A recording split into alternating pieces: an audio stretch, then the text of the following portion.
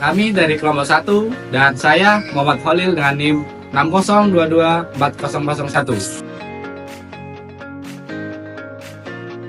Saya Muhammad Surilanam dengan NIM 60224003.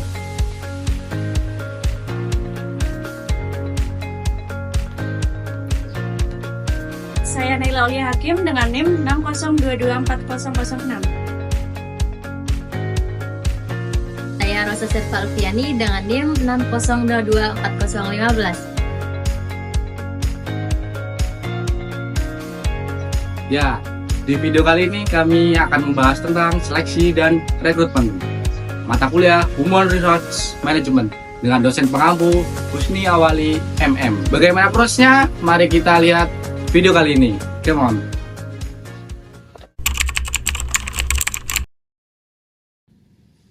Pernah gak sih kamu bertanya-tanya gimana sih cara perusahaan mendapatkan karyawan terbaik? Jawabannya ada dua proses. Yang pertama itu ada rekrutmen, yang kedua ada seleksi. Kita bahas bareng-bareng.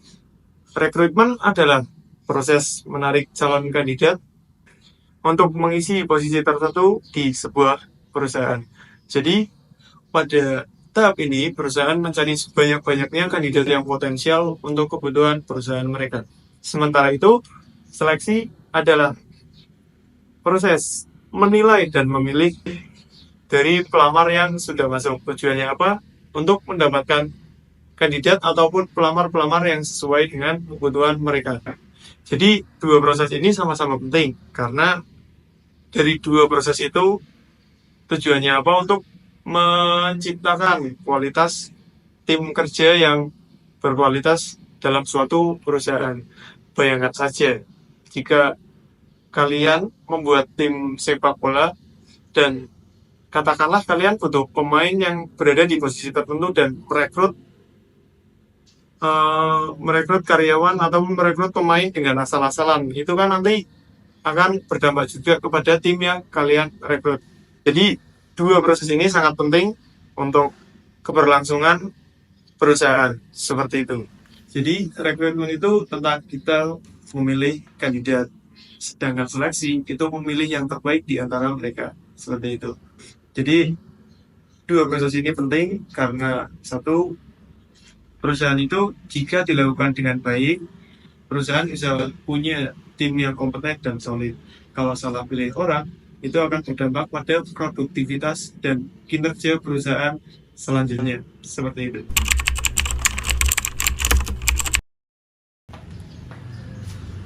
Tujuan rekrutmen dan seleksi adalah untuk menemukan dan memilih karyawan untuk mengisi posisi di sebuah perusahaan. Proses ini merupakan bagian dari manajemen sumber daya manusia. Tujuan lain dari rekrutmen dan seleksi adalah untuk mendapatkan karyawan yang berkualitas. Ini berarti mencari seseorang yang tidak hanya memiliki kualifikasi, tetapi juga memiliki keahlian dan sikap yang sesuai dengan kriteria perusahaan. Karyawan yang berkualitas ini dapat membantu mencapai tujuan perusahaan dan juga menyelesaikan tugas secara kompeten. Selanjutnya, untuk membangun tim yang kuat. Dengan memilih orang yang tepat, kita bisa membentuk tim yang saling melengkapi, memiliki tujuan yang sama, dan bisa bekerja sama secara efisien. Meningkatkan produktivitas dan kinerja. Karyawan yang memiliki keterampilan, pengalaman, dan motivasi yang sesuai akan lebih cepat beradaptasi dan dapat bekerja lebih efisien. Mendukung pertumbuhan bisnis. Karyawan yang berkompeten tidak hanya melakukan pekerjaan dengan baik, tetapi mereka juga membawa ide-ide baru yang dapat meningkatkan inovasi dan strategi bisnis. Tujuan yang terakhir yaitu mendapatkan karyawan yang jujur dan memiliki nilai yang bermoral. Karyawan yang memiliki nilai yang baik akan menjaga reputasi perusahaan dan menjamin keputusan bisnis yang dibuat secara etis.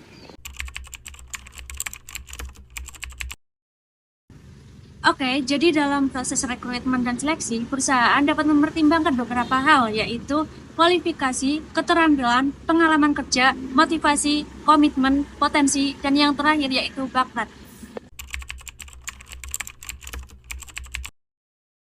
Tahapan pertama yaitu penyaringan berkas. Penyaringan berkas biasanya HRD akan memeriksa CV ataupun dokumen-dokumen penting yang dikirim oleh pelamar.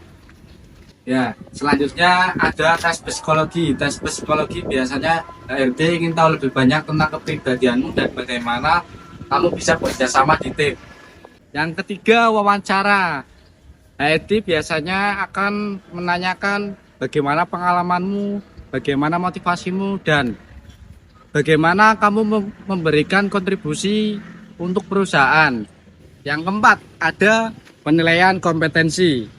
Di tahap penilaian kompetensi ini, perusahaan akan melihat bagaimana kamu menghadapi tantangan kerja, seperti menyelesaikan masalah ataupun bekerja di bawah tekanan. Yang kelima, ada referensi dan cek latar belakang. Di tahapan referensi dan cek latar belakang ini, perusahaan akan melihat latar belakang kamu, termasuk referensi dari tempat kerja sebelumnya. Yang keenam, ada penawaran pekerjaan. Tahapan penawaran pekerjaan ini, jika kamu lolos semua tahapan, kamu bisa mendapatkan penawaran pekerjaan ini. Saat yang ditunggu oleh pelamar kerja, yaitu bisa diterima di perusahaan tersebut.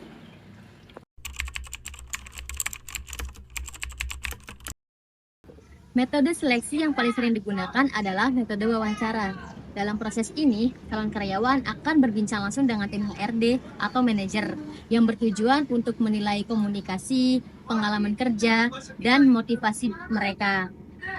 Setelah proses wawancara, pelamar akan menjalani tes psikologi. Tes ini bertujuan untuk mengeksplorasi kepribadian dan kemampuan kognitif calon karyawan.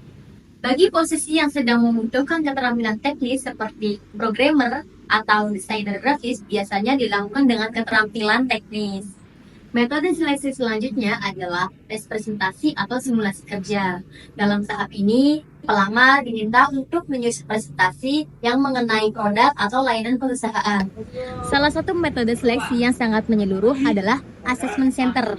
Metode ini mencakup kegiatan yang dirancang khusus untuk mengukur berbagai kompetensi pelamar. Metode seleksi tes kesehatan dan kebugaran.